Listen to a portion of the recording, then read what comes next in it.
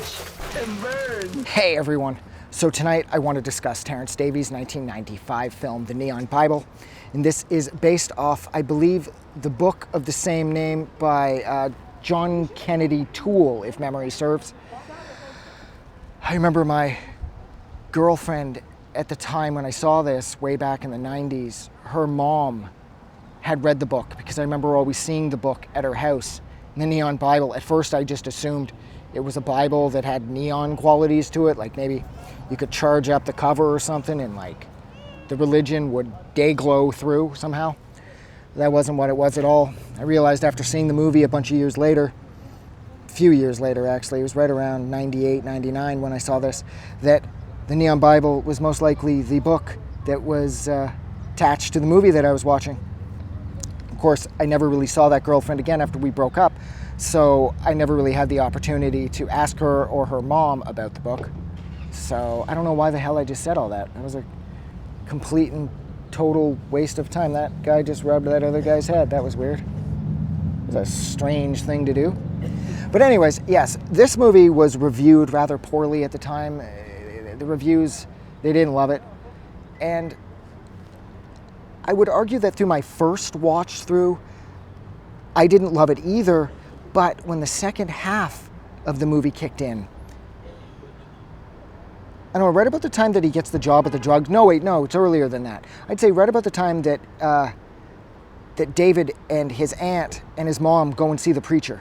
The whole town's walking up singing, and they see the evangelical dude riff about this and that, and I would say right about from that point forward, this movie sort of seemed to find its footing. Like it seemed to have a better sense of itself, and it knew what it was doing. Now, Terence Davies is an incredibly talented director, and it's on full display here. And like I said, the first time I saw the movie, I didn't love it until the second half kicked in. And even though the second half, I liked it a lot more, something about this movie, I was sort of agreeing with everything that I'd read about it. But then I decided to go back and watch it again. And it was upon viewing it for the second time that I realized how much I loved this movie. I will always love the second half more than the first half. But the first half is really important for establishing how his mom is a touch mentally ill and how his father, played briefly by Denis Leary. Denis Leary is an incredibly talented actor, in addition to being an incredibly funny guy. And he plays an abusive piece of shit who smacks his mom around from time to time. I believe he breaks her jaw at one point, knocks out a couple teeth at another.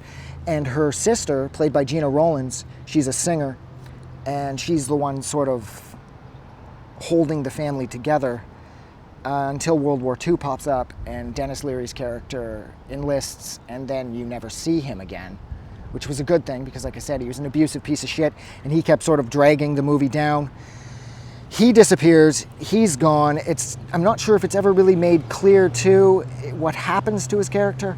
I'm not sure if his character is killed in World War II or if he just uses the war as an excuse to skip out on the responsibilities of having a family, which with somebody like him is sort of the better answer. Well, actually, him being killed wouldn't be the worst thing either.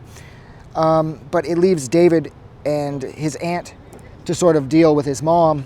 And eventually, even his aunt finds a boyfriend who convinces her to go to Las Vegas, I believe, because they can find a lot of work there. And she says that she'll send for him in a couple of weeks, but as anybody knows in movies like this, whenever the character that's leaving says, "I'll send for you," that's sort of the death knell for the relationship. They never send for them. And so sure enough, David's left alone with his mother, who's becoming more and more increasingly difficult to deal with. And Gena Rowlands is gone. And of course, the weeks roll on and he's never sent for. And I think my overall favorite thing about this film was how it felt like a play. Like this felt way more like a theatrical performance than it did a traditional feature film. Like it was if like the outsides of windows were projected instead of just shot because there wasn't a real window. There's one scene at the end where the tree outside of the window is far too big to be the actual tree that would be outside of a window given the size of the house. I mean, either that or suddenly these people have been dwarfed considerably and they're like that old cartoon, The Littles, or some shit, because that tree was way too big. And that, I think, overall was my absolute favorite thing about this movie, was this movie felt sort of like a play that was like a fever dream, too, because of how smoky everything was and how dreamlike so many of the scenes just kind of rolled off of each other, and they felt very much like a dream. The movie concludes with the priest coming to take his mom to a house for the mentally ill, the elderly and the infirmed. Now this is of course back in the 1950s, so David doesn't want this to happen, and I can't say I blame him, because these places were nightmarish for the people who were forced to live there. They were left in some of the worst conditions imaginable, and so David feels compelled to shoot the priest. He kills the priest, leaves him lying on a staircase, which is probably my favorite shot in the entire film, with the priest's body slumped over the staircase, with the lighting hitting everything exactly right, suggesting that the murder, it wasn't completely uncalled for. The priest wasn't listening to him, which I understand because David couldn't handle his mom, but by this point his mom was dead anyways.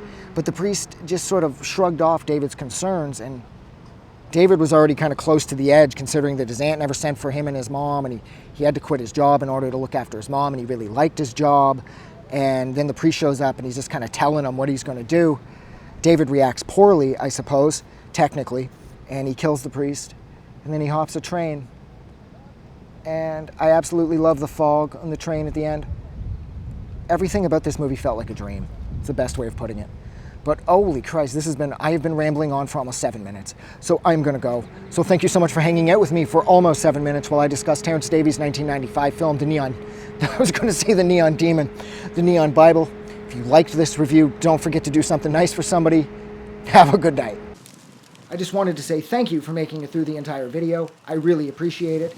And I'm going to remind everyone one more time, even though I've probably already done this in the video that you just watched, to please click the like button as well as the subscribe button, because it helps this channel grow. And thank you for hitting like and subscribe, and we will see you guys really soon.